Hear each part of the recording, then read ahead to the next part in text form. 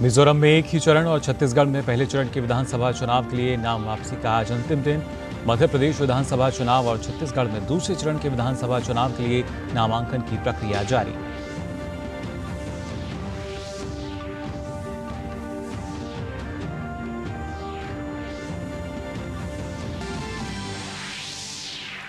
केंद्रीय गृह एवं सहकारिता मंत्री अमित शाह नई दिल्ली में आयोजित सहकारी निर्यात पर राष्ट्रीय संगोष्ठी को करेंगे संबोधित। एक दिवसीय आयोजन में 1000 से अधिक प्रतिभागी होंगे शामिल।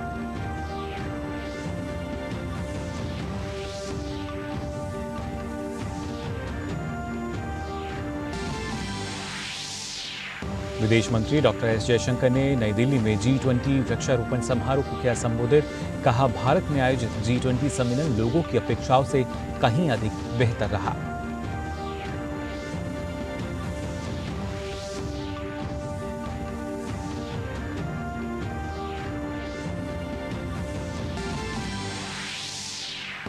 इजरायली प्रधानमंत्री बेंजामिन नेतन्याहू ने कई पश्चिमी देशों के नेताओं से बात कर हमास से जारी संघर्ष के बारे में दी जानकारी। फ्रांस के राष्ट्रपति इमैनुअल मैक्रों आज पहुंच सकते हैं इजरायल।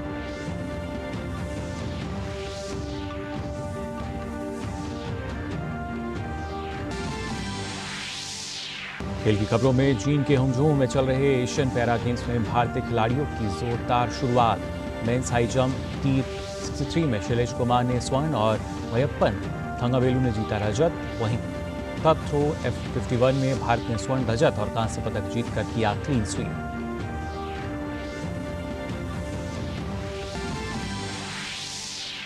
आईसीसी क्रिकेट विश्व कप में आज पाकिस्तान का सामना अफगानिस्तान से। अंक तालिका में 5वें नंबर पर मौजूद पाकिस्तान अपनी स्थिति सुधारने के इरादे से उतरेगा मैदान पर।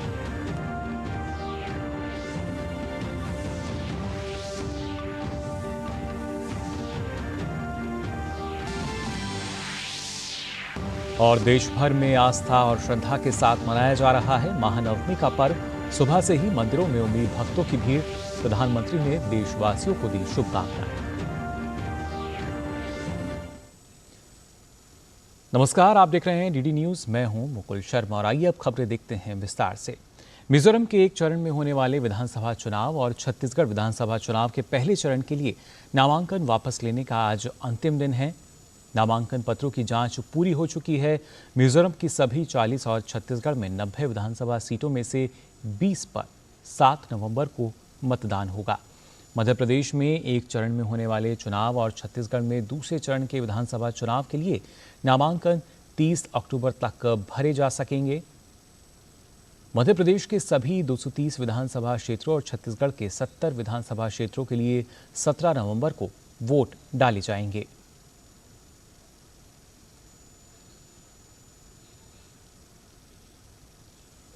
छत्तीसगढ़, मध्य प्रदेश, मिजोरम, राजस्थान और तेलंगाना विधानसभा चुनावों के मद्देनजर निर्वाचन आयोग ने 80 वर्ष से अधिक आयु के वरिष्ठ नागरिकों और दिव्यांग मतदाताओं के लिए उचित परिवहन व्यवस्था करने के निर्देश दिए हैं।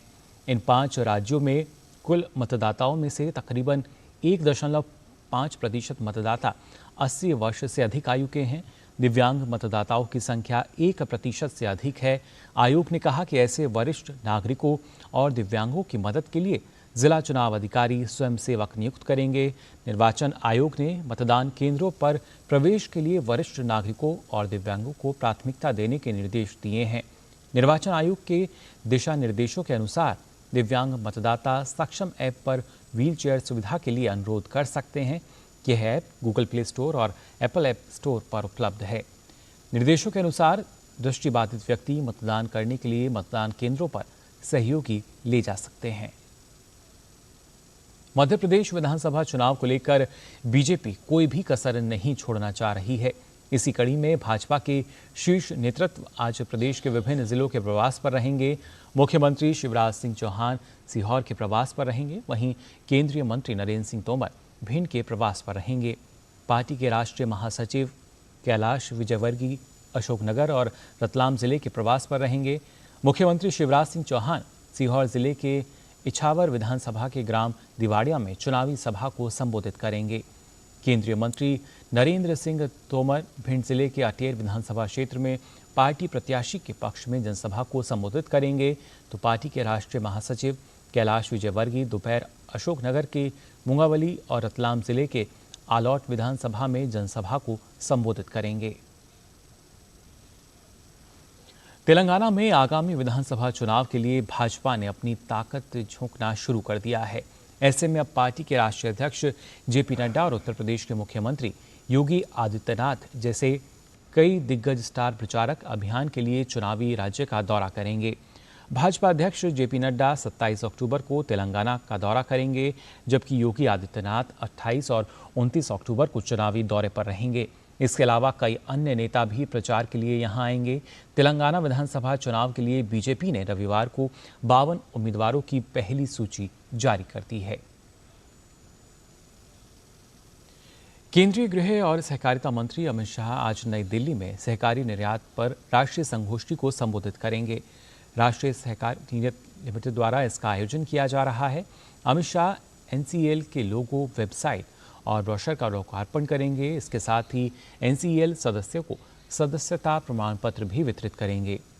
एक दिवसीय संगोष्ठी में निर्यात बाजारों से जुड़ने के लिए सहकारी समितियों का मार्गदर्शन, भारतीय कृषि निर्यात क्षमता और सहकारी समितियों के लिए अवसर सहित अनेक विषयों पर मंथन किया जाएगा। ये संगोष्ठी सहकारी क्षेत्र को मजबूत करने के लिए की गई विभिन्न पहलों पर सहकारिता मंत्रालय के अधिकारियों के एक प्रेजेंटेशन के साथ शुरू होगी। संगोष्ठी के दूसरे भाग में कई विषयों पर तकनीकी सत्र शामिल होंगे, जिनमें निर्यात बाजारों से जोड़ने के लिए सहकारी समितियों को चैनलाइज करने सहित भारत को दुनिया की डेयरी हब बनाना व सहकारी क्षेत्र में दुनिया की सबसे बड़ी अनाज भंडारण योजना शामिल हैं।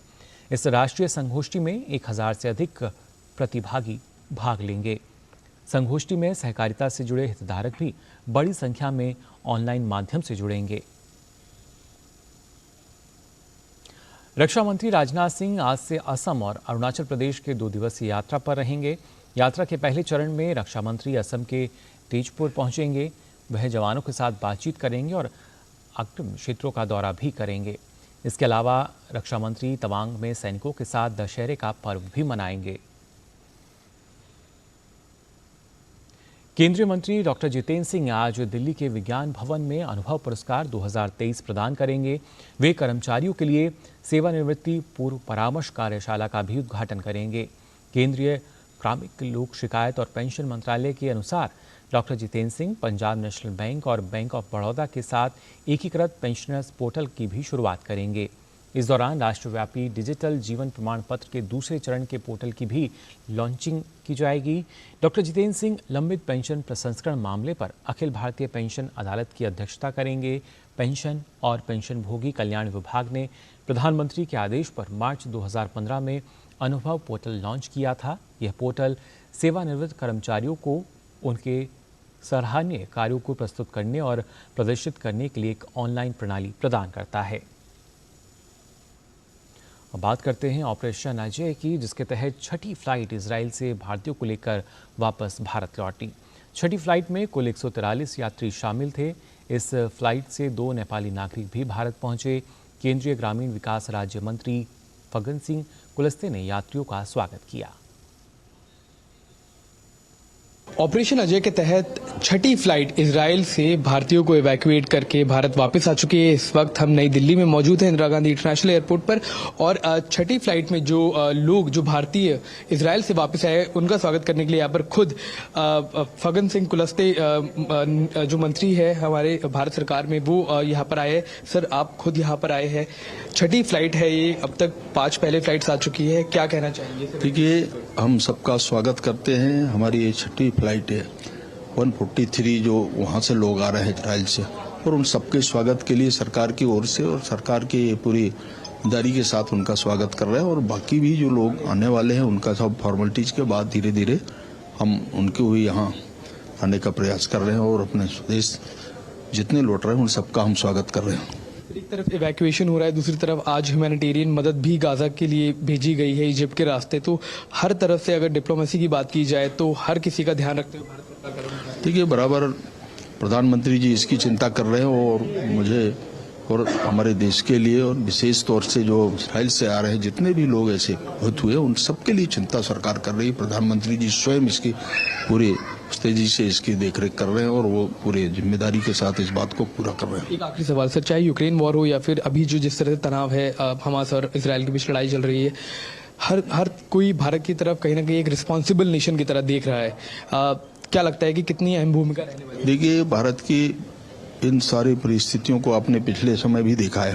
पूरी रिस्पॉन्सिबिलिटी के साथ में भारत की बहुत भूमिका है इसको लेकर के, और जहां जहां पर इस प्रकार की भी स्थिति है और जितना सहयोगात्मक भारत की ओर से हम मदद कर सकते हैं, मुझे लगता है कि ये पहली बार इस प्रकार के अनुभव आ रहे हैं देश के अंदर कि हमारे पड़ोसी देशों के साथ में हमारे जो आपस के परस्पर संबंध है उसको भी और थोड़ा मजबूत करने का प्रयास हम सब कर रहे हैं भारत की ओर से। धन्यवाद।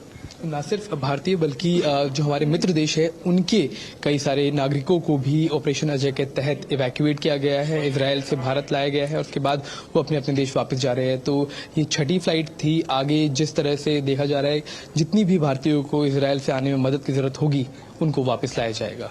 कैमरामैन नवीन के साथ मैं अक्षय डोंगरे, डीडी न्यूज। वहीं सर्दी शुरू होने के साथ ही राजधानी दिल्ली की हवा भी जहरीली होने लगी है। आज दिल्ली के आनंद विहार में प्रदूषण के कारण आसमान में धुएं के बादल छाए रहे, जिसके कारण विजिबिलिटी काफ़ी कम दर्ज की गई।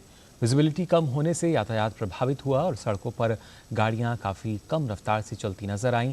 सुबह में आनंद विहार में वायु गुणवत्ता सूचकांक 309 दर्ज किया गया, जो सांस लेने के लिए बेहद खतरनाक माना जाता है। वायु गुणवत्ता खराब होने से लोग सुबह की सैर को परहेज करते नजर आए। प्रधानमंत्री नरेंद्र मोदी आगामी 29 अक्टूबर को सुबह 11 बजे आकाशवाणी पर मन की बात कार्यक्रम में देश विदेश के लोगों के साथ अपने विचार साझा करेंगे। यह मासिक रेडियो कार्यक्रम की 106वीं कड़ी होगी। लोग नमो ऐप या माई गॉव ओपन फोरम पर अपने विचार साझा कर सकते हैं।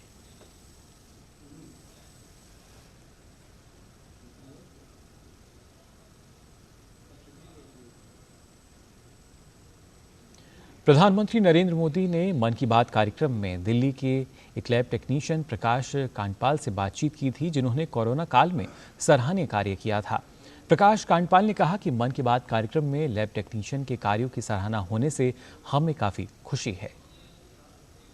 व्यक्तिगत रूप से इस मन की बात कार्यक्रम ने मुझे काफ़ी यश और सम्मान मिला। न केवल मुझे, मेरे परिवार के लोग भी इस पल से गौरवान्वित महसूस करते हैं। कईयों जगह से मुझे विशेष अतिथि के रूप में बुलाया गया।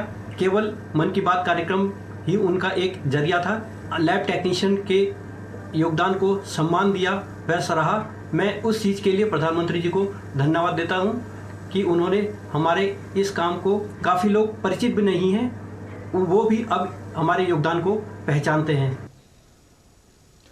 शारदीय नवरात्रि का आज 9वां और अंतिम दिन है। आज महानवमी के दिन मां दुर्गा के सिद्धिदात्री स्वरूप की पूजा की जा रही है।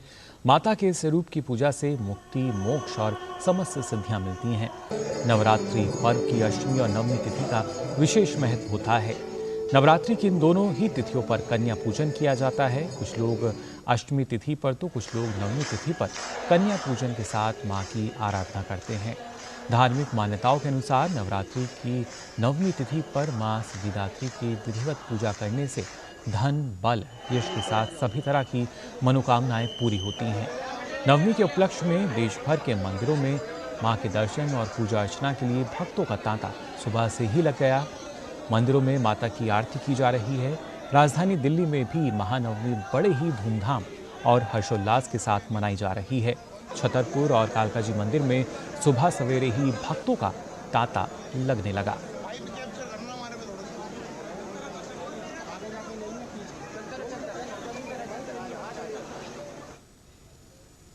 शारदीय नवरात्रि के महानवमी के अवसर पर जम्मू कश्मीर के कटरा स्थित माता वैष्णो देवी मंदिर में श्रद्धालुओं की भीड़ देखने को मिली।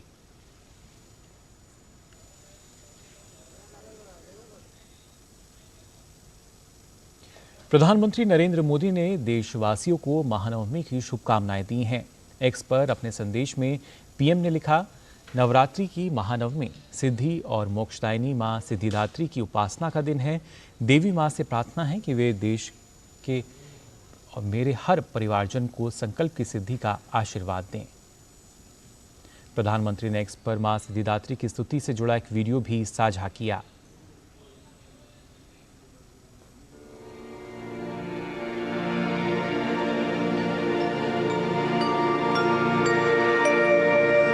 वंदे वांछित मनोरथार्थ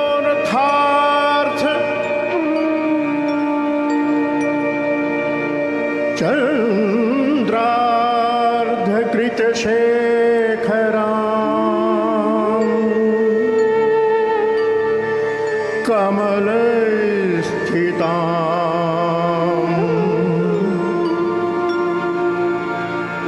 चतुर्भुजा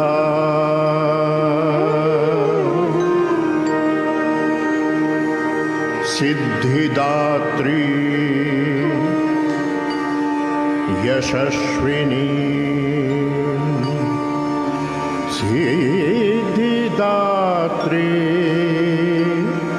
यशस्विनी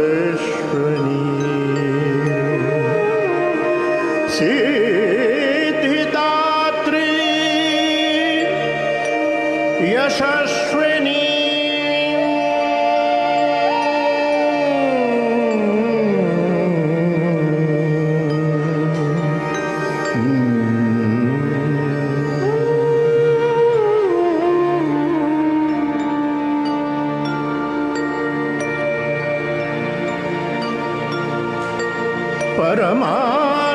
परमानंदमयी देवी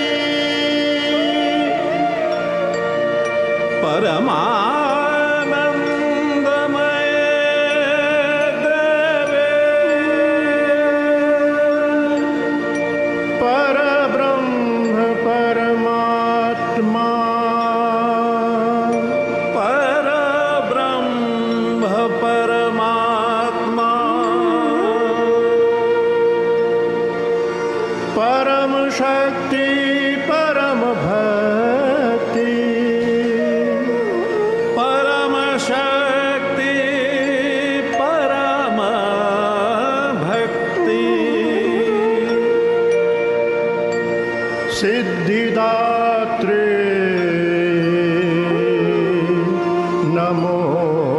नमोस्तुते सिद्धिदात्री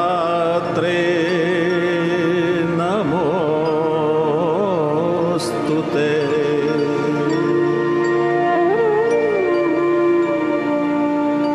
या देवी सर्वभूतेषु या देवी सर्वभूतेषु सिद्धिरूपेण संस्थिता सिद्धिरूपेण संस्थिता नमस्तस्यै नमस्तस्यै नमस्तस्यै नमो नमः नमो नमः नमो नमः नमो नमः नमो नमः नमो नमः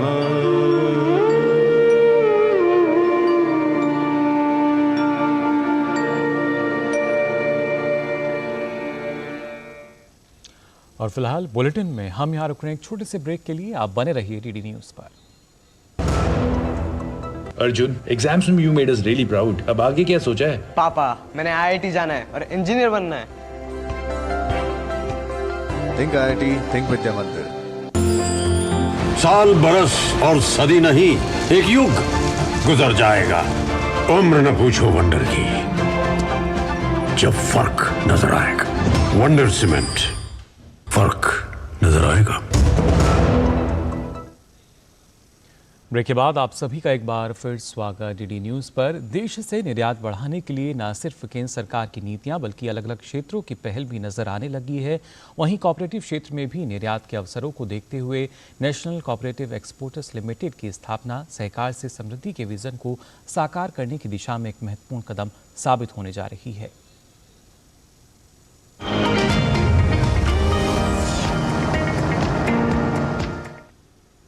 मजबूत अर्थव्यवस्था के साथ देश लगातार आत्मनिर्भरता की तरफ आगे बढ़ रहा है।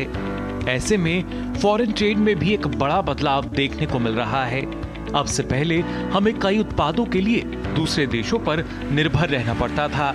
हम इंपोर्ट ज्यादा करते थे और एक्सपोर्ट कम, जिस वजह से ट्रेड डेफिसिट में तो इजाफा होता ही था, साथ ही करंट अकाउंट डेफिसिट में भी इजाफा होता है। लेकिन अब परिस्थितियां बदल रही हैं। ये नया भारत है जो इंपोर्ट की निर्भरता को कम करते हुए अलग अलग क्षेत्रों में एक्सपोर्ट को बढ़ावा दे रहा है। ऐसे में कोऑपरेटिव सेक्टर यानी सहकारी क्षेत्र की बात की जाए तो ये क्षेत्र बड़ी भूमिका निभाता नजर आ रहा है, जिससे अर्थव्यवस्था को सीधे तौर पर फायदा होगा। केंद्र सरकार की इस योजना में दूर दराज के गांव भी शामिल हैं। इनमें सहकारी समितियों के माध्यम से निर्यात को बढ़ावा देने के लिए राष्ट्रीय स्तर की निर्यात सहकारी समिति की स्थापना मोदी सरकार के सहकार से समृद्धि के विजन को साकार करने की दिशा में एक महत्वपूर्ण कदम है। नेशनल कोऑपरेटिव एक्सपोर्ट्स लिमिटेड यानी NCEL का उद्देश्य देश की भौगोलिक सीमाओं से परे व्यापक बाजारों तक पहुंच बनाकर भारतीय सहकारी क्षेत्र में उपलब्ध अधिशेष के निर्यात पर ध्यान केंद्रित करना है।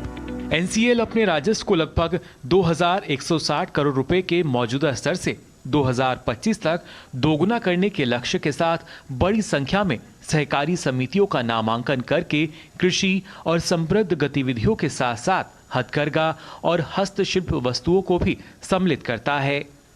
NCEL विश्व बाजार की मांग के अनुसार बेहतर मुनाफे की स्थिति की जानकारी प्रमुख सहकारी क्षेत्रों को उपलब्ध कराएगा।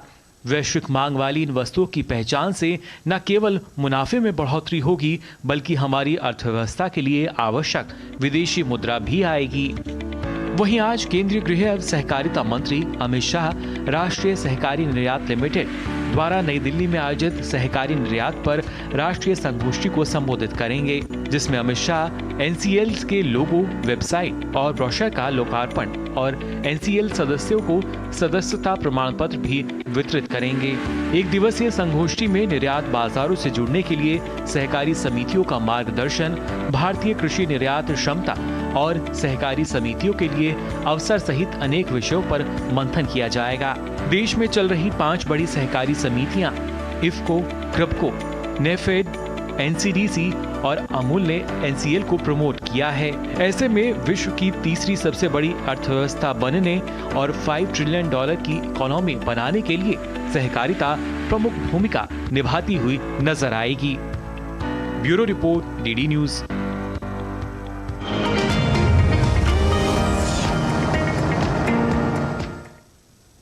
स्वदेशीकरण और घरेलू उत्पादों को बढ़ावा देने पर ध्यान देने के साथ भारत की आत्मनिर्भर भारत पहल ने गति पकड़ ली है। इस परियोजना के तहत मेक इन इंडिया योजना ने रक्षा विनिर्माण क्षेत्र को बदल दिया है। सरकार का लक्ष्य स्टार्टअप और MSME के समर्थन के साथ 2025 तक रक्षा और एरोस्पेस क्षेत्र में $25 अरब का कारोबार हासिल करना है, जिससे रोजगार के महत्वपूर्ण अवसर पैदा होंगे।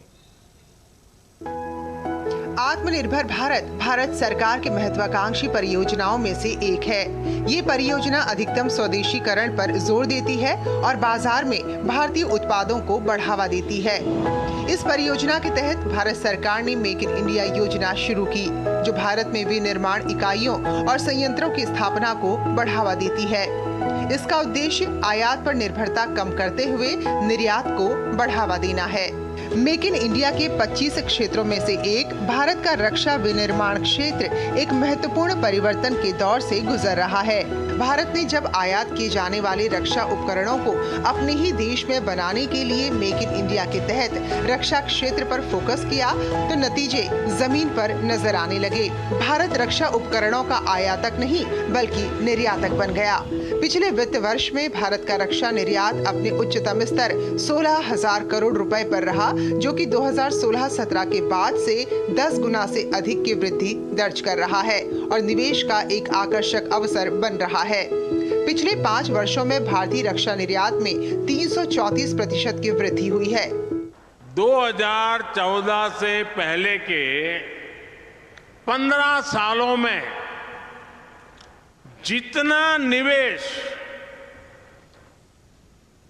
एरोस्पेस सेक्टर में हुआ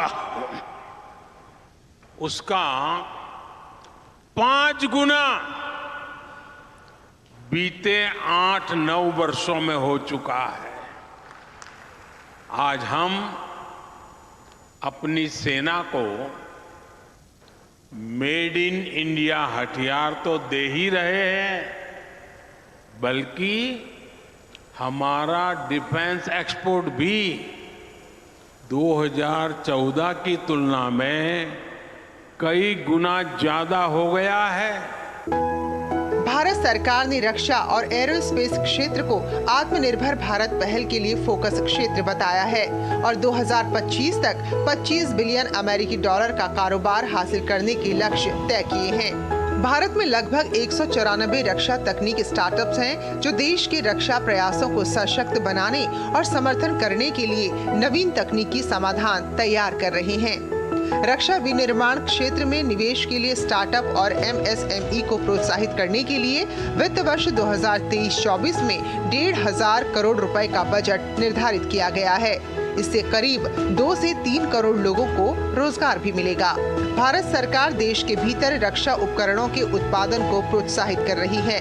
स्वदेशी उपकरणों की खरीद को बढ़ावा देने के लिए भारत सरकार ने उनकी एक सूची जारी की है, जिससे भारतीय कंपनियों के लिए इन वस्तुओं को बनाने की अनुमति प्राप्त करना आसान हो गया है। साथ ही FDI से विदेशी कंपनियों का भारतीय रक्षा उद्योग में निवेश सरल बनाया गया है। भारत के पास एक बड़ा रक्षा उद्योग है और रक्षा क्षेत्र के लिए करीब 6 लाख करोड़ रुपए का बजट तय किया गया है। रक्षा क्षेत्र में लगातार आती तकनीकी उन्नति और सरल सरकारी नीतियां इस क्षेत्र में निवेश को आकर्षक बनाती हैं। Bureau report, DD news.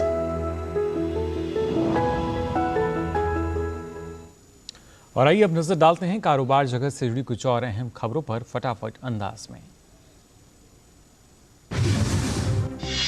RBI की रिपोर्ट के मुताबिक इस साल सितंबर में बेरोजगारी दर अगस्त की 8.1% से घटकर 7.1% हो गई है। ग्रामीण और शहरी दोनों की जगहों पर बेरोजगारी दरों में कमी आई है। रिपोर्ट के मुताबिक संगठित क्षेत्रों में वर्ष 2020 के सितंबर माह के बाद रोजगारी की सबसे अच्छी स्थिति दिख रही है। सरकार ने प्रधानमंत्री फसल बीमा योजना पोर्टल को एक व्यापक मंच में विस्तारित करने के लिए 30,000 करोड़ रुपए आवंटित करने की योजना बनाई है, जो फसलों से परे तालाब, ट्रैक्टर, पशुधन और ताड़ के पेड़ जैसी संपत्तियों को शामिल करने के लिए बीमा कवरेज का विस्तार करेगा। इस बीमा के माध्यम से किसानों को फसल बीमा के लिए नामांकित कर गैर सब्सिडी वाली योजनाओं के लिए 4 करोड़ किसानों को लाभ पहुँचाया जाएगा। वित्त मंत्रालय घाटे में चल रही 3 बीमा कंपनियों में चालू वित्त वर्ष की चौथी तिमाही में पूंजी डालने पर विचार करेगा। इन कंपनियों में पूंजी उनके चालू वित्त वर्ष के पहले 9 माह के प्रदर्शन के आधार पर डाली जाएगी। वित्त मंत्रालय ने पिछले साल तीनों कंपनियों national insurance company limited, oriental insurance company limited और यूनाइटेड इंडिया इंश्योरेंस कंपनी के कारोबार के बजाय मुनाफे पर ध्यान देने और सिर्फ अच्छे प्रस्तावों को स्वीकार करने की सलाह दी थी। वित्त मंत्रालय इस वित्तीय वर्ष में ग्रामीण नौकरी गारंटी योजना के लिए लगभग 28,000 करोड़ से अधिक आवंटित कर सकता है, जो अनुदान के बजट 60,000 करोड़ से अधिक होगा। मनरेगा योजना के तहत काम की मांग ने प्रारंभिक अनुमानों को पीछे छोड़ दिया है, जिससे बजट में वृद्धि करने की जरूरत सामने आई है। केंद्रीय प्रदूषण नियंत्रण बोर्ड ने इंडियन ऑयल कॉरपोरेशन और भारत पेट्रोलियम कॉरपोरेशन लिमिटेड पर जुर्माना लगाया है। दोनों कंपनी ने अपने पेट्रोल पंपों पर प्रदूषण नियंत्रण उपकरण नहीं लगाए हैं, जिसके दंड स्वरूप यह जुर्माना लगाया गया। CPCB ने इंडियन ऑयल कॉरपोरेशन पर 1 करोड़ और BPCL पर 2 करोड़ का जुर्माना लगाया है। महामारी से पैदा हुई चुनौतियों के बीच मौद्रिक नीति ढांचे के तहत उठाए गए महत्वपूर्ण कदमों से भारत के नागरिकों के बीच विश्वास पैदा हुआ। बैंक फॉर इंटरनेशनल सेटलमेंट यानी BIS द्वारा जारी एक रिपोर्ट में ये कहा गया है। रिपोर्ट में कहा गया है कि अग्रिम दिशा निर्देश मुहैया कराने से इतर रिजर्व बैंक ने उठाए गए कदमों की वजह से पारदर्शी तरीके से समझाने के लिए संचार चैनलों का इस्तेमाल किया, जिससे महंगाई दर को नियंत्रित करने में सफलता मिली और आम जनता में विश्वास और भरोसे का संचार हुआ। सीबी ने नियामक मानदंडों का उल्लंघन करने पर शेयर बाजार सलाहकार फर्म वेथलाइट ग्लोबल के मालिक मोहित मगनानी को शेयर बाजार से 5 साल के लिए प्रतिबंधित कर दिया है। सेबी ने उन पर 30 लाख रुपए का जुर्माना भी लगाया है। सरकार इलेक्ट्रॉनिक वाहनों के लिए मानक चार्जिंग नियम लाने की तैयारी कर रही है। देश में इलेक्ट्रिक वाहनों की बढ़ती लोकप्रियता के बीच सरकार ने कदम उठाने का निर्णय लिया है। इस कदम का लक्ष्य ईवी उद्योग में एक समान मानक निर्धारित करना है। सूत्रों के मुताबिक सरकार ने जो प्रस्ताव तैयार किया है उसके अनुसार देश में सभी प्रकार के ईवी के लिए एक जैसे चार्जिंग मानक बनाए जाएंगे। दूसरा विकल्प 2 मानक तैयार करना है, जिनमें एक 2 पहिया एवं तिपहिया के लिए और दूसरा 4 पहिया वाहन के लिए होगा। जानकारी के मुताबिक ज्यादातर लोग दूसरे विकल्प पर जोर दे रहे हैं। कैसीनो फर्म डेल्टा कॉर्प के खिलाफ 628 करोड़ रुपए GST की मांग आदेश पर सिक्किम हाईकोर्ट ने रोक लगा दी है। कंपनी ने शेयर बाजार को बताया कि सरकार ने अभी तक कंपनी के खिलाफ करीब 23,000 करोड़ रुपए की कुल GST की मांग की है। इसमें डेल्टा कॉर्प समूह के कसिनो और ऑनलाइन गेमिंग व्यवसाय के लिए भुगतान नहीं किए गए कर शामिल हैं।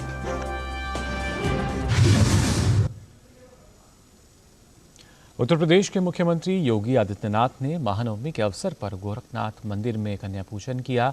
इस अवसर पर उन्होंने कन्याओं के पांव भी धोए।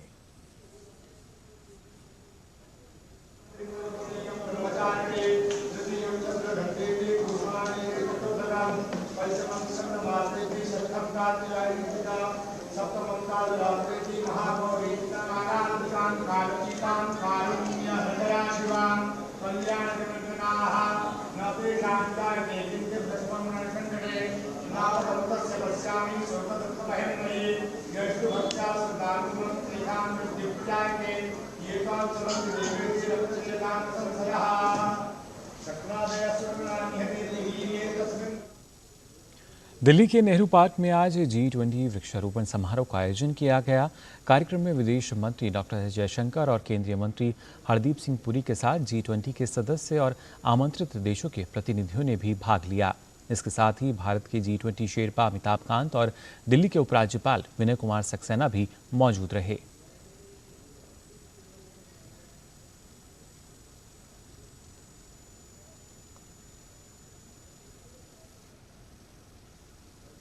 The G20 was very much the subject of conversation. A lot of people were still a little surprised that the G20 could bridge what were strong positions and deep divides. Many other countries also took particular satisfaction at the permanent membership of the African Union in the G20. But overall, there was a sense in global diplomacy, really, that this G20 actually delivered very substantively on what were the most pressing issues of the day, and that, quite honestly, turned out far better than most people expected. इस अवसर पर विदेश मंत्री doctor S Jaishankar ने कहा कि कई देशों ने G20 में अफ्रीकी संघ की स्थायी सदस्यता पर खुशी जताई है। उन्होंने कहा कि G20 लोगों की अपेक्षा से कहीं बेहतर रहा। The G20 was very much the subject of conversation. A lot of people were still a little surprised that the G20 could bridge what were strong positions and deep divides. Many other countries also took particular satisfaction at the permanent membership of the African Union in the G20. But overall, there was a sense in global diplomacy, really, that this G20 actually delivered very substantively on what were the most pressing issues of the day, and that quite honestly turned out far better than most people expected. और bulletin में फिलहाल हम यहाँ रुक रहे हैं। एक और छोटे से ब्रेक के लिए आप बने रहिए डीडी न्यूज पर।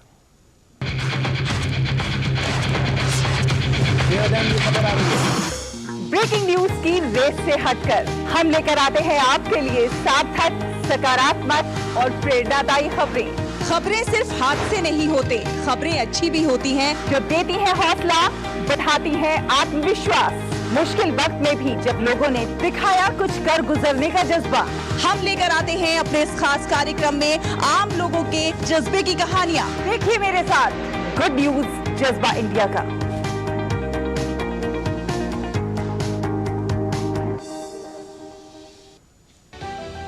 समाज की बेड़ियां तोड़कर हासिल किए अनोखे मुकाम, उज्जवल भविष्य के स्वप्न के साथ उन्मुक्त गगन में भरी उड़ान, बाधाओं के बंधन काटकर साबित की अपनी पहचान,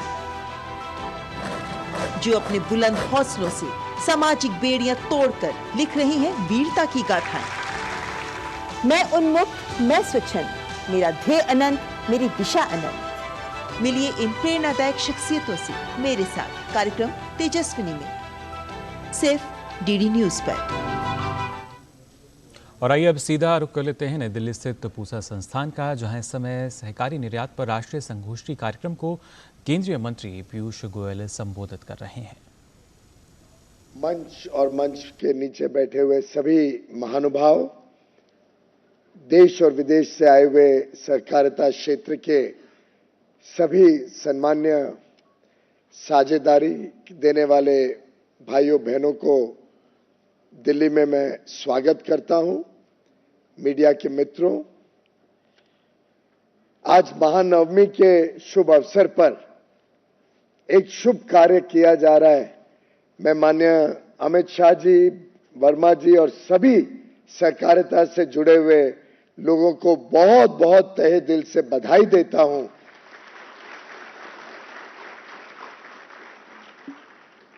नेशनल कोऑपरेटिव एक्सपोर्ट लिमिटेड शायद अभी तक सभी के जहन में आई नहीं है, लेकिन ये अपार संभावनाओं के साथ उसका शुभारंभ किया जा रहा है।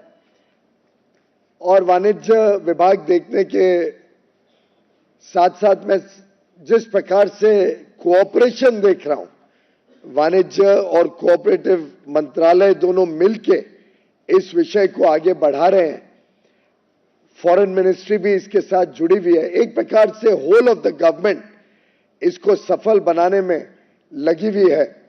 तो मेरा पूरा विश्वास है कि आगे चल के ये एक बहुत ही मजबूत अंग बनेगा कोऑपरेटिव सेक्टर का, सहकारिता क्षेत्र को बहुत बल देगा, भारत के निर्यात को बल देगा और खास तौर पे हमारे किसानी क्षेत्र में, हमारे हथकरघा, हमारे हस्तशिल्प, ये सभी जो लोग देश की आर्थिक उन्नति में अपना योगदान दे रहे हैं, इन सभी के लिए बहुत अहम भूमिका निभाने जा रहा है। मैं श्री अमित शाह जी और उनके सभी साथियों को तहे दिल से धन्यवाद भी देता हूं, बधाई भी देता हूं इस नई संस्था की कल्पना करना और उसको आज क्रियान्वयन करने के लिए। मित्रों, कल माननीय गृह मंत्री जी का जन्मदिन भी था।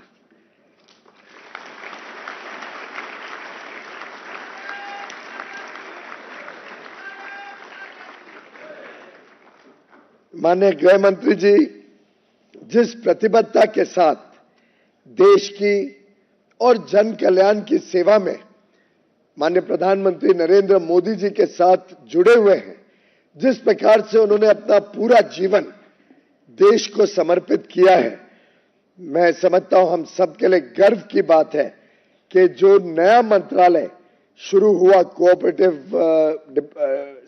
मिनिस्ट्री, ये भी सबसे पहले उसके मंत्री बनने का कार्य प्रधानमंत्री जी ने माननीय अमित शाह जी को दिया, जिसके कारण मात्र 27 महीनों में आज 54 से ज्यादा इनिशिएटिव लेके माननीय अमित शाह जी ने इस क्षेत्र को नई ऊंचाइयों तक लेके जाने का काम शुरू किया है। मैं भगवान से प्रार्थना करता हूं उनके उत्तम स्वास्थ्य के लिए और सुदीर्घ जीवन के लिए, लंबी आयु के लिए, कि इसी प्रकार से हम सबका मार्गदर्शन करते रहे और देश की सेवा और 4 गुनी करके इस देश को एक विकसित भारत बनाने का जो माननीय प्रधानमंत्री जी का संकल्प है, उसको सफल बनाने में हम सब उनके योद्धा की तरह, उनके हनुमान की तरह काम करके उनको सफल बनाएंगे, ये उनको विश्वास देना चाहता हूं। मित्रों, सरकार से समृद्धि, ये जो माननीय प्रधानमंत्री जी, माननीय गृह मंत्री जी की सोच है, उसको पूरा करने में हम सबका अपना अपना योगदान है और संभावनाएं अपार हैं।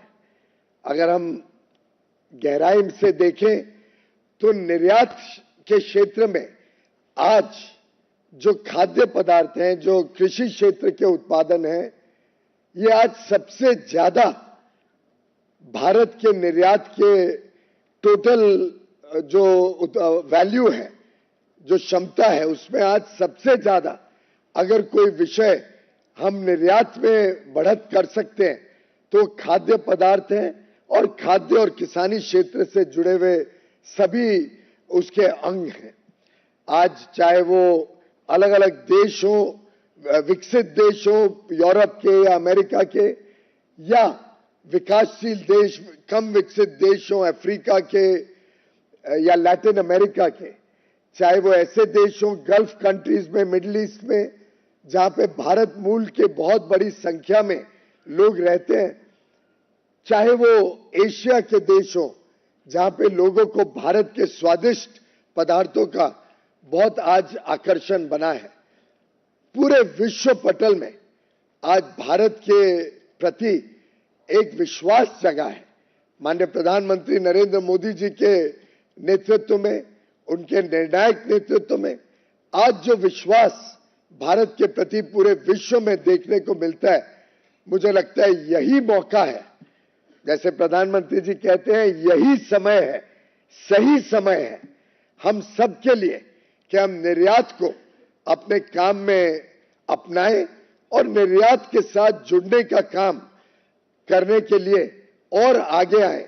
और माननीय गृह मंत्री जी ने जो एक कल्पना की है नेशनल एक्सपोर्ट कोऑपरेटिव लिमिटेड की, NCEL की, ये कल्पना से मैं समझता हूं कि पूरा जो बड़ा क्षेत्र है सहकारिता का, जिसमें लगभग 8 करोड़ से ज्यादा, 8 लाख से ज्यादा पूंजीकृत संस्थाएं हैं और लगभग 29 करोड़ सदस्य भारतवासी जुड़े हुए हैं, ये एक प्रकार से देश की उन्नति और खासतौर पे ग्रामीण क्षेत्र के बदलाव, ग्रामीण क्षेत्र की ट्रांसफॉर्मेशन के लिए एक बहुत बड़ा पड़ाव ये NCEL का बनना और इसका निर्यात के क्षेत्र में जुड़ने से आगे देखने को मिलेगा। हाल में ही आपने देखा होगा G20 के शिखर सम्मेलन में माननीय प्रधानमंत्री जी ने ग्लोबल बायोफ्यूल्स अलायंस का भी शुरुआत की, उसका भी शुभारंभ किया। अब कई बार हमें ध्यान नहीं आता है कि ये एक एक चीज जो माननीय प्रधानमंत्री जी, माननीय गृह मंत्री जी करते हैं, ये कैसे सब एक दूसरे के साथ कड़ियां मिलती हैं। ग्लोबल बायोफ्यूल अलायंस का नेतृत्व जो भारत कर रहा है, उसके कारण आज पूरे विश्व में जो जागरूकता पैदा होगी, जो डिमांड, जो लोगों के अंदर एक प्रकार से इथेनॉल के प्रति या अलग अलग बायोफ्यूल्स के प्रति जो जागरूकता पैदा होगी, उससे जो डिमांड आएगा, वो डिमांड को पूरा करने के लिए भारत के पास अपार संभावनाएं हैं। आखिर हमारे कई सारे कोऑपरेटिव सेक्टर में कंपनियां आज इथेनॉल बनाती हैं। विशेष करके जो चीनी क्षेत्र है, चीनी क्षेत्र में तो हमारी कई कंपनियों ने इथेनॉल के अच्छे प्लांट्स लगाए हैं। आगे चल के मक्का से भी इथेनॉल एक बहुत बड़े रूप में बन सकता है और भारत में मक्का बनाने की जो क्षमता है उसको अगर हम इथेनॉल के साथ जोड़ लें और उसमें अगर सहकारिता क्षेत्र पहल करे तो आप कल्पना करिए भारत की खुद की मांग जो बढ़ते जा रही है। पिछले वर्ष 12% पेट्रोल में इथेनॉल को जोड़ा गया, जो आज से 9 साल पहले मात्र 1-1.5% था। देखिए 1-1.5% से 12% की जो छलांग लगाई है पेट्रोल की मिक्सिंग में, ब्लेंडिंग में, और आगे चल के इसको हम 20% तक अगले 2-3 वर्ष में लेके जाने के बड़े लक्ष्य के साथ काम कर रहे हैं। तो भारत में भी संभावनाएं बहुत है और विश्व में भी लोग आज जो पर्यावरण और जलवायु परिवर्तन के खिलाफ लड़ाई में लगे हुए हैं, सबको ध्यान में आ रहा है कि बायोफ्यूल्स और इथेनॉल को हम जितना बढ़ावा दें, जितना इसका इस्तेमाल बढ़ाएं, वो उनके देश के लिए भी अच्छा है, पर्यावरण के लिए भी अच्छा है। और एक प्रकार से जो डीकार्बनाइजेशन हो रही है पूरे विश्व में, जिस प्रकार से सभी को चिंता है कि जलवायु परिवर्तन से विश्व में समस्याएं बढ़ सकती हैं, उसकी लड़ाई में भी भारत का और भारत के सहकारिता क्षेत्र का योगदान और बढ़ सकता है। हमारे लाखों युवा युवतियों को नौकरी मिल सकती है, नए स्टार्टअप्स को प्रोत्साहन मिल सकता है, कोऑपरेटिव सेक्टर में काम और बड़े रूप में बढ़ सकता है और आपका निर्यात भी इसके माध्यम से तेज गति से आगे बढ़ सकता है। मैं समझता हूं जो भारत की एनसीईएल में संभावनाएं हैं, वो एक फोर्स मल्टीप्लायर के रूप में एनसीईएल काम करेगा। अलग अलग लोग भी निर्यात करें, कोई कोऑपरेटिव सीधे भी निर्यात करना चाहे, उसमें भी हैंड होल्डिंग का काम, आपको मदद करने का काम एनसीईएल करेगा। आपको अलग अलग सरकारी क्षेत्र में संस्थाओं के साथ जोड़ने का या उनके साथ कोई भी विषय में आपको समस्या लगे, अपीडा हो, एमपीडा हो, एक्सपोर्ट इंस्पेक्शन की कंपनी हो, एफएसएसएआई हो या डीजीएफटी निर्यात के क्षेत्र में काम करने वाली संस्थाएं हो, एक्सपोर्ट प्रमोशन काउंसिल्स हो, इन सबको एक कड़ी में जोड़ने का काम और आप सबके लिए एक सिंगल विंडो, आपको इधर उधर भटकना ना पड़े, आपके पास सिर्फ एक जगह पर, एक स्थान पर, एक दफ्तर में आपने संपर्क करना है। उसके लिए भी आपको किधर आना जाना नहीं है।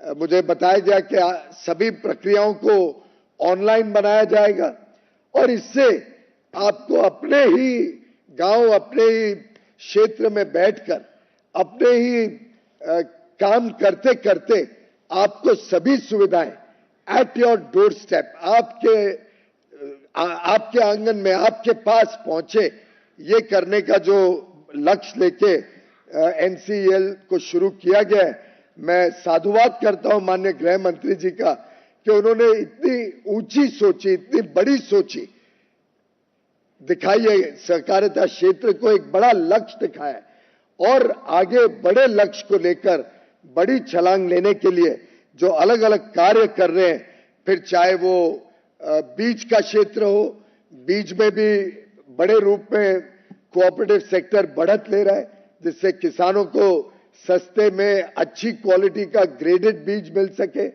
क्रेडिट के क्षेत्र में ऋण सरलता से और कम ब्याज पे सभी को मिल सके। डेयरी में तो जो बदलाव हुआ है वो असामान्य है, बहुत बड़ा छलांग भारत के डेयरी सेक्टर ने लिया है। तो एक प्रकार से आत्मनिर्भर भारत बनाने का जो प्रण माननीय प्रधानमंत्री जी ने लिया है, उसकी बड़ी कड़ी आज सहकारिता क्षेत्र के हाथ में है, सहकारिता क्षेत्र के पास है और उस ताले को खोलने का काम आपको बड़ा विजन, बड़ी दूरदृष्टि के साथ काम करने के लिए जो नेतृत्व माननीय अमित शाह जी ने दिया है, मैं समझता हूं आप सब सौभाग्यशाली है, देश सौभाग्यशाली है कि सहकारिता से हम इस देश को एक विकसित देश बनाने में और आगे बढ़ पाएंगे। अच्छी गुणवत्ता वाला सामान बनेगा हमारे सहकारिता क्षेत्र में, अच्छे मानक हम सब अपनाएंगे और वैल्यू एडिशन, जिससे किसानों के जो उत्पादन होता है या जो दूध का उत्पादन होता है, अलग अलग क्षेत्र में जो उत्पादन भारत में हो रहा है, जो हमारे हथकरघा हस्तशिल्प भी करते हैं, खादी के अंदर जो उत्पादन होता है, भारत में बनी हुई वस्तु कच्चे माल की तरह विदेश में जाएं, उसके बदले अंतरराष्ट्रीय बाजारों में भारत का अच्छा बना हुआ माल, वैल्यू एडिशन वाला माल, जिसका अच्छा मूल्य मिले, लोगों को यहां रोजगार और काम के अवसर मिले और बड़े स्वरूप में हम विश्व पटल पर भारत का नाम बढ़ाएं, इसके लिए एक सौगात के रूप में एनसीएल को आप सबके लिए बनाया गया है। मुझे पूरा विश्वास है, जो माननीय गृह मंत्री जी ने कहा, गरीब कल्याण और गरीब उत्थान बिना सहकारिता के सोचा नहीं जा सकता। गरीब का उत्थान और गरीब का कल्याण, इन दोनों की कल्पना जब हम करते हैं तो सहकारिता ही उसका मार्ग बनेगा और आगे चल के जब हम विश्व स्तरीय सोच में लगेंगे तो भारत में भी जो हम माल बनाते हैं और बेचते हैं और विश्व को जो माल भेजते हैं, वो दोनों बहुत उच्च स्तरीय होगा, अच्छी गुणवत्ता वाला होगा। और अब प्रधानमंत्री जी ने तो हमें दो नए स्थान बना के दिए, बड़े एग्जीबिशन कॉम्प्लेक्स बना के दिए, एक भारत मंडपम और एक यशोभूमि। मात्र 50 दिन के अंतराल में भारत में विश्व स्तरीय एग्जीबिशन, कॉन्फ्रेंसेस, सेमिनार्स करने के लिए 2 बड़े प्रकल्प माननीय प्रधानमंत्री जी ने, और ये दोनों कोविड के समय बने, जिसके लिए उन्होंने खुद निरंतर उसके ऊपर देखते रहे कि काम ठीक ठाक से हो, उसको मॉनिटर किया और लोगों को प्रोत्साहित किया कि अब हमें ऐसे स्थान बनाने हैं जहां विश्व के लोग आए और भारत में बने हुए वस्तु को खरीदने के लिए और उत्सुक हो। आगे चल के नवंबर 3, 4, 5 तारीख को खाद्य पदार्थों की, फूड्स प्रोडक्ट्स की एक बड़ी एग्जीबिशन भारत मंडपम में होने जा रही है। उसके बाद जनवरी फरवरी के समय और बड़ी अंतर्राष्ट्रीय स्तर की एक एग्जीबिशन की चर्चा हम कर रहे हैं। उसमें भी मैं चाहूंगा कि हमारे कोऑपरेटिव सेक्टर बड़े रूप में अपने अपने उत्पाद को दिखाएं और पूरे विश्व में भारत के बने हुए वस्तु और आसानी से भेजने के लिए हम सब आपके सहयोग के लिए प्रतिबद्ध हैं। जो दूरदर्शी नेतृत्व माननीय प्रधानमंत्री जी ने हम सबको दिया है, जो प्रतिबद्धता दिखाई है कि अगले आने वाले 3-4 साल में भारत विश्व की 5वीं से बढ़कर विश्व की 3री सबसे बड़ी अर्थव्यवस्था बन जाएगा। जो 5 प्रण लेके भारत एक विकसित देश बनने के लिए निकल पड़ा है, उसमें सहकारिता बड़ा योगदान देगा, ये हम सबका अटल विश्वास है। आप सबको इस बड़े काम में बहुत बहुत शुभकामनाएं। आपको आज के एनसीएल के शुभारंभ पर बहुत बहुत बधाई और पुनः एक बार भगवान से प्रार्थना करता हूं माननीय गृह मंत्री जी को बहुत लंबी आयु दें कि उनका मार्गदर्शन, उनका नेतृत्व हमको सदैव मिलता रहे। बहुत बहुत धन्यवाद। बहुत बहुत धन्यवाद माननीय मंत्री जी, आपकी शुभकामनाओं के लिए, आपके प्रोत्साहन भरे संदेश के लिए, जहां पर आपने कहा कि सहकारी समितियों का योगदान न केवल निर्यात की तरफ, साथ साथ लोकल और वोकल और भारत की अर्थव्यवस्था को 5वीं से 3रे स्थान, सतत विकास और पर्यावरण संरक्षण की तरफ भी बहुत अहम है। बहुत बहुत धन्यवाद माननीय मंत्री जी। और देवी सज्जनों, अब पुनः जन्मदिन की शुभकामनाओं के साथ मैं हमारे माननीय केंद्रीय गृह एवं सहकारिता मंत्री श्री अमित शाह जी से करबद्ध होकर निवेदन करती हूं कि वह अपने विचारों से हमें लाभान्वित करें, हमारा मार्गदर्शन करें।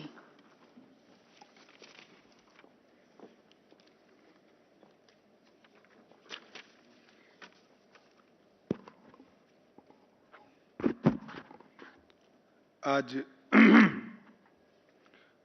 भारत के निर्यात, कृषि और सहकारिता तीनों क्षेत्रों के लिए बहुत महत्वपूर्ण कार्यक्रम में मेरे साथ मंच पर उपस्थित केंद्रीय वाणिज्य और उद्योग मंत्री श्रीमान पीयूष गोयल जी,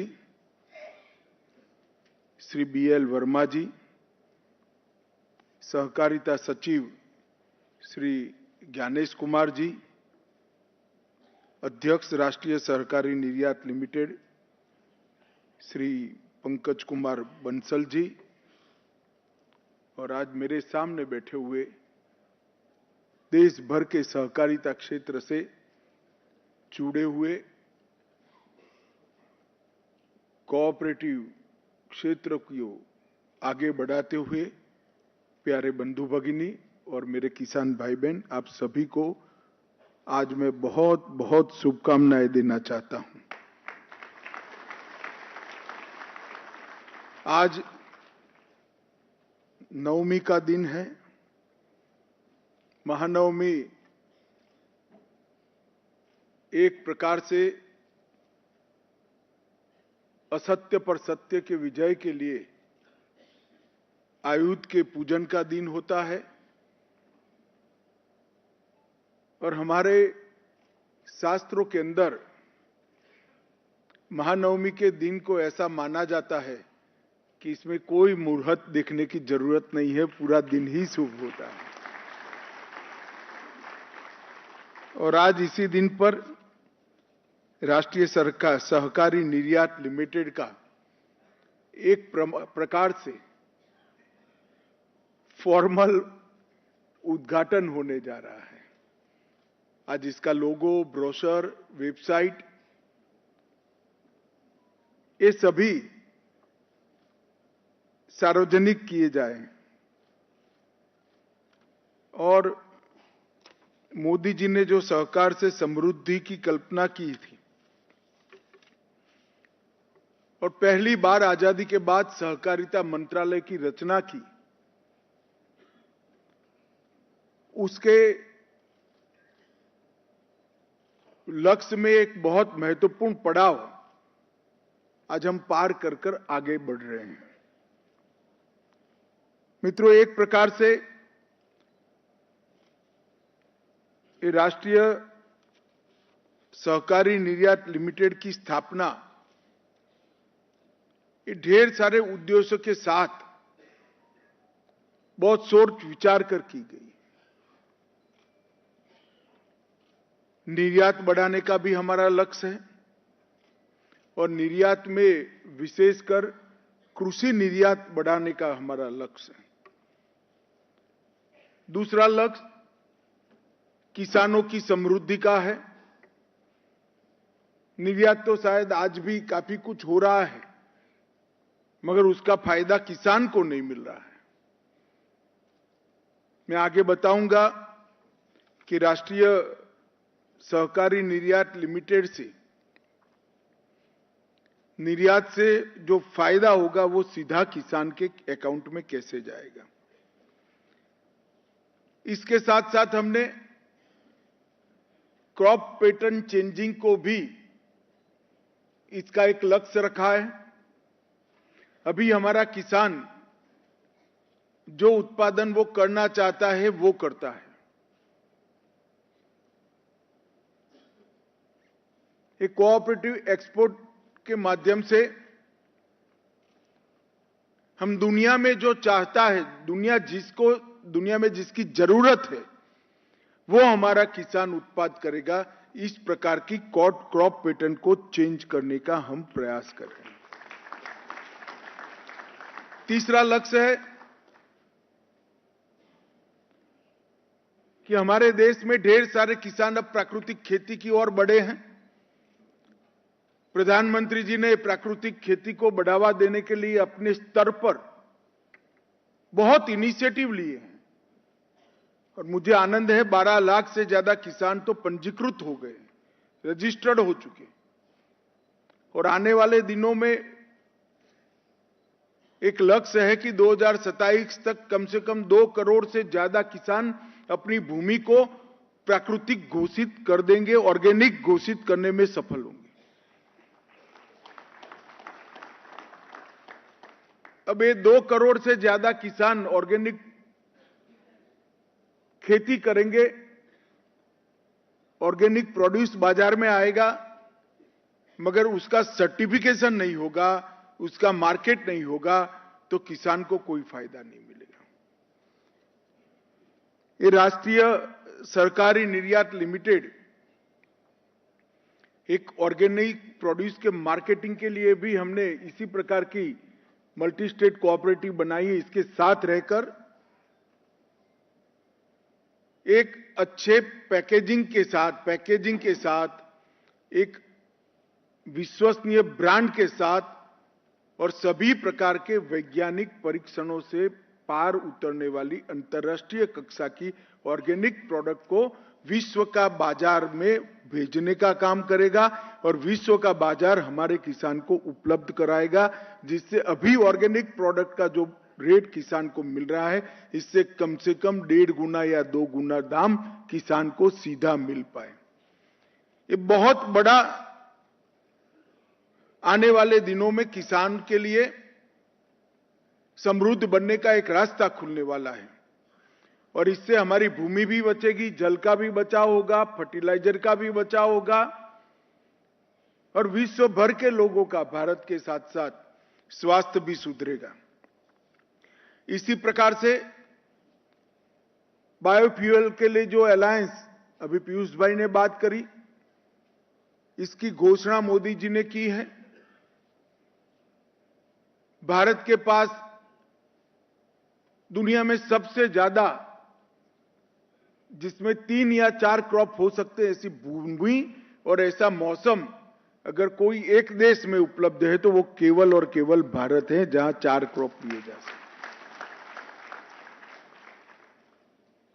अगर ये 4 क्रॉप में से एक क्रॉप भी बायोफ्यूल के प्रोड्यूस के लिए किसान चेंज कर ले तो हम भारत की बायोफ्यूल की रिक्वायरमेंट को पूरा कर कर विश्व में भी बायोफ्यूल का निर्यात कर सकते हैं। इसके बारे में भी हमारा राष्ट्रीय सहकारी निर्यात लिमिटेड एक लिंक बनाकर काम करेगा और हमारा छठा उद्देश्य है कि देश की सहकारिता को मजबूत करना। और जब मैं कहता हूं देश की सहकारिता को मजबूत करना, तब समग्र कृषि और ग्रामीण क्षेत्र, कृषि पर निर्भर आबादी और समग्र ग्रामीण क्षेत्र की मैं बात करता हूं। मैं कृषि और ग्रामीण क्षेत्र के उत्पादों की जीडीपी में योगदान 15% है, 15% है और आबादी लगभग 60% है। कोई देश 60% आबादी को इग्नोर कर अपने अर्थतंत्र को मजबूत नहीं कर सकता। जिस अर्थतंत्र में देश की 60% आबादी की जगह न हो, वो अर्थतंत्र अपने आप में कभी सफल भी नहीं हो सकता। तो हमें आगे भी बढ़ना है, जीडीपी भी बढ़ाना है और ये 60% लोगों की समृद्धि बढ़ाकर उनको रोजगार भी देना है।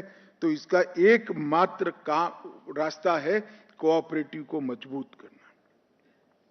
और ये हमारा जो राष्ट्रीय सहकारी निर्यात लिमिटेड है, वो कोऑपरेटिव के समग्र ढांचे को एक नई मजबूती देने का भी काम करेगा। तो 6 उद्देश्यों के साथ निर्यात को बढ़ाना, किसान को समृद्ध करना, क्रॉप पैटर्न को चेंज करना, ऑर्गेनिक प्रोड्यूस के लिए विश्व का बाजार उपलब्ध कराना, बायोफ्यूल के लिए विश्व के बाजार में भारत की एंट्री कराना और सहकारिता को मजबूत करना। ये 6 उद्देश्य लेकर इस सहकारिता के क्षेत्र में आज नई शुरुआत हुई है। मैं देश भर के कोऑपरेटिव के कार्यकर्ताओं को और किसानों को बहुत बहुत मन से बहुत बहुत शुभकामनाएं देना चाहता हूं, क्योंकि ये नई शुरुआत से दूध के उत्पाद, मरी मसाले, इसबगुल, जीरा, इथेनॉल और ऑर्गेनिक प्रोड्यूस और ढेर सारे ऐसे प्रोड्यूस है जिसकी विश्व में मांग है, मगर हम ये बाजार का हिस्सा नहीं है।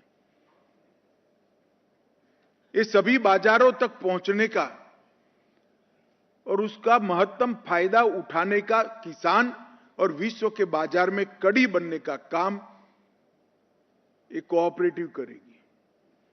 और मुझे आनंद है, अभी हमने 5 लोगों को सदस्यता दी है, परंतु लगभग 1500 कोऑपरेटिव अब तक सदस्य बन चुके हैं और आने वाले दिनों में हम चाहते हैं कि हर तहसील एक्सपोर्ट लिमिटेड के साथ जुड़ जाए और किसानों की आवाज बन जाए। अभी तो एकदम नई शुरुआत है, कार्यालय भी टेम्पररी स्तर पर कहीं चला रहे हैं हम, कर्मियों की रिक्रूटमेंट भी चल रही है, मगर अब तक हमारे पास 7,000 करोड़ का ऑर्डर आ चुका है और 15,000 करोड़ का नेगोशिएशन चल रहा है। तो मुझे विश्वास है आने वाले दिनों में इफको, क्रिप्को, अमूल उसकी तरह ये राष्ट्रीय सहकारी निर्यात लिमिटेड भी एक बहुत बड़ा कोऑपरेटिव सफल एडवेंचर साबित होगा, इसका मुझे पूरा विश्वास है। कोऑपरेटिव ने हमारे देश के कई क्षेत्रों में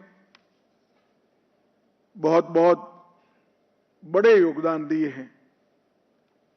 खाद्य उत्पादन में 30% कोऑपरेटिव क्षेत्र में होता है, चीनी उत्पादन का 30% कोऑपरेटिव करता है, दूध के उत्पादन में करीब 19% कोऑपरेटिव करता है, स्पिंडल्स की बात करूं तो उसमें भी बहुत बड़ा हिस्सा कोऑपरेटिव का है, और देश के अनाज के उत्पाद करने वाले किसानों को फाइनेंस करने का जो सवाल है, वो फाइनेंस में भी डायरेक्टली इनडायरेक्टली होकर 42% हिस्सा कोऑपरेटिव का है।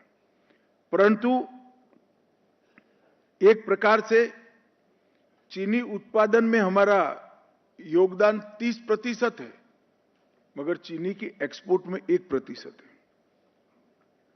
दूध के उत्पादन में हमारा योगदान 17% है, मगर मिल्क प्रोडक्ट के एक्सपोर्ट में कोऑपरेटिव का योगदान 2% से कम है।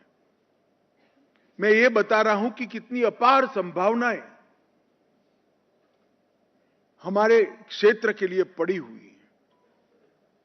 इसका दोहन करने के लिए एक जरिया चाहिए था, जो किसान, सहकारी समिति और विश्व के बाजार के बीच में कड़ी बने। और मैं मानता हूं कि ये जो राष्ट्रीय सहकारी निर्यात लिमिटेड की स्थापना हुई है, उससे कड़ी की जो कमी थी, वो कमी आज पूरी हो जाएगी। इसके माध्यम से छोटी छोटी समितियों को भी आवश्यक फाइनेंस और फाइनेंस के नॉलेज की उपलब्धता ये समिति कराएगी। निर्यात की मेंटालिटी और निर्यात के लिए उपयुक्त सावधानियां जो रखनी है, निर्यात अनुकूल मटेरियल के उत्पाद के लिए, इसके लिए भी यह समिति काम करेगी। ब्रांड के बारे में सजगता, क्वालिटी के लिए जागरूकता, जरूरी इंफ्रास्ट्रक्चर और प्रोडक्ट के स्टैंडर्डाइजेशन के लिए पैरामीटर्स तय करना, ये सारे काम राष्ट्रीय सहकारी निर्यात लिमिटेड करेगा और बिल्कुल नगण्य चार्ज लेकर छोटे से छोटे किसान को उपलब्ध कराएगा। आज किसान का चाहे गेहूं निर्यात हो या गन्ने में से बनी हुई चीनी निर्यात हो या मिल्क प्रोड्यूस निर्यात हो, किसान के हाथ में कुछ नहीं आता है। ये राष्ट्रीय सहकारी निर्यात लिमिटेड जो एक्सपोर्ट करेगा, वो एक्सपोर्ट का मुनाफा जो है वो 50% कम से कम किसान के पास चला जाएगा, ये हमने सुनिश्चित किया। किसान के पास से हम जो परचेज करेंगे वो एमएसपी के कर इसका भुगतान कर लेंगे और फिर 6 माह की बैलेंस शीट बनने के बाद एमएसपी के किए हुए भुगतान के अतिरिक्त जितना भी मुनाफा आएगा, इसका 50% सीधा किसान के बैंक अकाउंट में जमा हो जाएगा। मानो मैं उदाहरण के लिए कहता हूं कि हमने 1 लाख टन चावल एक्सपोर्ट किया। 1 लाख टन चावल के एमएसपी जितना रेट तो किसान को परचेज के वक्त ही दे देंगे और 1 लाख टन चावल निर्यात करने के कारण राष्ट्रीय सहकारी निर्यात लिमिटेड को जो मुनाफा होगा, इसमें एमएसपी का कॉस्ट बात कर 50% है, वो पर केजी डिवाइड कर जिस किसान ने जितना चावल दिया है उसके बैंक अकाउंट में हम सीधा डाल देंगे।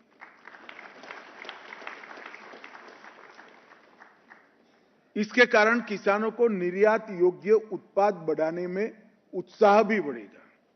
छोटी छोटी चीजों का ध्यान रखना है। मित्रों, मैंने एक एपीएमसी चलाई है। हमारी एपीएमसी में हमने ये प्रयोग बहुत पहले 98 में किया था, तो विफल हो गए, मुंह की खानी पड़ी। जीरा एक्सपोर्ट करने के लिए किया था। अब एक्सपोर्ट करने के लिए तो गए, सब करा भी, मगर जीरा खेत में से उठाते वक्त जो मिट्टी नहीं होनी चाहिए, इसका ध्यान नहीं दिया था हमने। एक्सपोर्ट नहीं हो पाया, माल रिजेक्ट हो गया। मगर मैं तो हारने वाला आदमी नहीं हूं। फिर हमने कुछ लोगों को बुलाया कि इसके लिए क्या करना चाहिए, क्या टेक्नोलॉजी, कि साहब कोई टेक्नोलॉजी नहीं करनी है। फर्टिलाइजर की थैलियां है, उसको काटकर सीकर उल्टा कर बाहरी साइड, फर्टिलाइजर वाली साइड नहीं, जीरा उसमें डालो और उसी में से पैकिंग करो। इतना करोगे तो पास हो जाएगा। मगर 1 साल हमने ट्रायल करा, यही प्रयोग किया, आपको आश्चर्य लगेगा, वो जीरा एक्सपोर्ट योग्य माना गया और तीसरे साल से हमारा एक्सपोर्ट हो गया। चीज बहुत छोटी सी है, हर किसान कर सकता है, परंतु इसके लिए सावधानी चाहिए। उसको लिए इसकी ट्रेनिंग करनी पड़ेगी और ये बारीकियों को मैं आपको जरूर कहना चाहता हूं कि मैं चिंता करूंगा कि राष्ट्रीय सहकारी निर्यात लिमिटेड सिर्फ मुनाफे का ध्यान न रखे, इस सारी चीजों में बरोबर इनके सभी कर्मचारियों की, अधिकारियों की, साइंटिस्टों की और मार्केटिंग के लोगों की नजर किसान में रहे, नजर मुनाफे में न रहे। ये हमारा लक्ष्य है। एक्सपोर्ट को बढ़ाना है तो खेत लेवल से, खेत के स्तर से, किसान के स्तर से इसका स्वभाव बनाना पड़ेगा। क्रॉप पैटर्न को चेंज करना पड़ेगा। एक ब्रांड, पैकेजिंग और मार्केटिंग की पूरी व्यवस्था किसान के मन में भी जागरूकता के साथ खड़ी करनी पड़ेगी और ये व्यवस्था राष्ट्रीय निर्यात कोऑपरेटिव निर्यात लिमिटेड ने पूरी करनी पड़ेगी। तब जाकर हम सफलता के साथ हमारे 6 के 6 उद्देश्यों को आगे बढ़ा पाएंगे।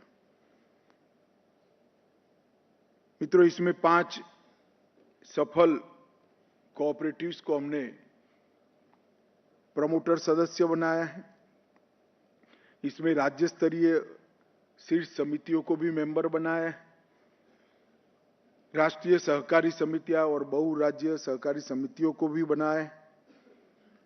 जिला कक्षा की समितियों को भी लिया है, पैक्स को भी लिया है। तो एक प्रकार से संपूर्ण सहकारिता जगत का रिप्रेजेंटेशन करने वाला ये बॉडी बनेगा और आने वाले दिनों में बहुत अच्छे तरीके से हम इसमें purchase, storage, processing, marketing, branding, labelling, packaging, certification, research and development, ये सारे पहलुओं को हम इंक्लूड करते हुए एक कंप्लीट एक्सपोर्ट इकोसिस्टम बनाने का हम काम करेंगे। बाजार के संपर्क के लिए जैसा पीयूष भाई ने कहा, होल ऑफ गवर्नमेंट अप्रोच के साथ उनका मंत्रालय और विदेश मंत्रालय और हमारे दूतावासों को जोड़ने का काम भी ये करेगा और बाजार की मांग के अनुरूप यहां उत्पादन हो, इसके लिए एफपीओ को और पैक्स को साथ में रखकर हम इसकी एक डिजाइन भी बनाएंगे। इसका ही एक छोटा प्रयोग कल एक मीटिंग में हमने डिस्कस किया है कि देश को दलहन चाहिए, तो दलहन कैसे हम आत्मनिर्भर बन सकते हैं।